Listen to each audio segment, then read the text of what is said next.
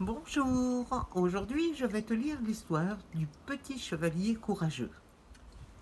Il était une fois, dans un grand château, un tout petit cuisinier. Un jour, alors qu'il épluchait une montagne d'échalotes, son seigneur, le comte de Grand Atout, entra dans la cuisine en criant: Hé, toi, le marmiton, viens par ici. Puis il dit à toute vitesse: Voilà, je te fais chevalier, chevalier des échalotes. Madame et moi devons partir en voyage. Je te charge de garder mon château. Le comte de Grand Atout ajouta: Tiens, prends cet habit de chevalier. C'était le mien quand j'étais enfant. Il devrait aller. L'instant d'après, le comte de Grand Atout et sa dame galopaient sur le chemin poudreux, comme s'ils avaient eu un taureau furieux à leur trousse. Le petit cuisinier, ou plutôt le chevalier des échalotes, se pavanait dans son nouveau costume quand il entendit quelqu'un qui chantait dans une chambre. C'était une petite fille qui s'admirait devant un miroir. Qui êtes-vous s'étonna-t-il. La petite fille répondit: Je suis la petite dame de Grand Atout. Mais le chevalier des échalotes l'avait reconnue. Tu ne serais pas plutôt Miette, la plus jeune des servantes? Je t'ai déjà vu apporter le miel des ruches à la cuisine. Miette aussi l'avait reconnue. Et toi, tu ne serais pas ce marmiton qui récure les plats dans la cuisine? Le chevalier des échalotes, tout fier, s'exclama: Peut-être, n'empêche que j'ai été fait chevalier par monsieur le comte de Grand Atout, et qu'il m'a chargé de garder son château. Et moi, dit Miette, j'ai été chargée par la dame de surveiller sa garde-robe. Soudain, des cris se firent entendre dans le lointain. Le chevalier des échalotes se pencha à la fenêtre et il s'exclama: Les soldats du prince noir approchent du château. Que nous sommes nigauds, s'écria Miette. Voilà pourquoi le comte et sa dame se sont enfuis.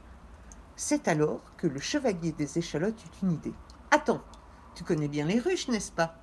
Oui, répondit Miette, et les abeilles sont mes amies. Entraînant Miette par la main, le petit chevalier s'écria: Je crois que je connais une reine qui va nous être d'un grand secours. Une heure plus tard, les soldats du prince noir arrivèrent dans le plus grand désordre. Tous énormes et braillards, ils étaient armés jusqu'aux dents et ils riaient de répandre la terreur. Tout en guettant les soldats, le chevalier des échalotes montra à Miette un tonneau dans un coin. Vite, petite dame, dit-il, c'est maintenant le moment de te cacher. Aussitôt, Miette sauta dans le tonneau. C'est le prince noir qui entra le premier, mais à peine avait-il traversé le pont-levis qu'une petite voix se fit entendre. Passez votre chemin, prince noir, ce château n'est pas à prendre. Quand le prince noir vit le minuscule chevalier qui se tenait face à lui, il éclata d'un gros rire. C'est toi, moustique, qui prétends nous empêcher de passer? Le chevalier des échalotes secoua la tête. Moi tout seul, non, mais j'ai derrière moi une armée redoutable, car qui s'y frotte s'y pique.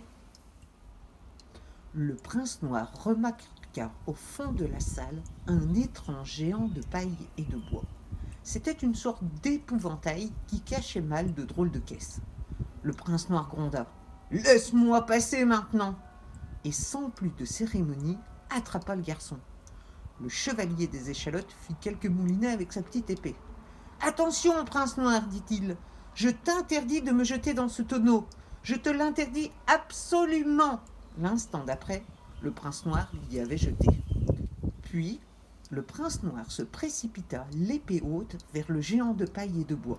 Ha ha, cria-t-il, c'est donc ça toute ton armée? Ma victoire va être facile. Et le prince noir frappa avec violence, déchirant l'habit et renversant les caisses. Mais il n'eut pas le temps de poursuivre son massacre, car un bourdonnement emplit soudain la salle. En réalité, les caisses que le prince noir bousculait étaient les ruches du château. Un nuage furieux fait de milliers d'abeilles s'en échappa. Aussitôt, le prince noir et tous ses soldats firent demi-tour. En sortant de leur tonneau, Miette et le chevalier des échalotes les virent qui fuyaient en abandonnant leurs armes et poursuivis par le nuage bourdonnant. Soudain, une sonnerie de trompe annonça le retour du comte de Grand Atout. Pour remercier le chevalier des échalotes, le comte voulut le nommer grand capitaine de ses gardes. Mais le chevalier des échalotes refusa. Par ma foi, comte, je préfère échanger mon épée contre un tourne-broche, et j'aimerais bien engager Miette à mes côtés. Le comte de Grand Atout accepta. Plus tard, Miette et le chevalier des échalotes devinrent de célèbres cuisiniers. Et on vint de très loin dans le pays goûter les délicieux gâteaux au miel qui étaient leur spécialité. Et voilà, c'est ainsi que s'achève cette histoire de Petit Chevalier des Échalotes. J'espère qu'elle t'aura plu. À bientôt pour de nouvelles histoires.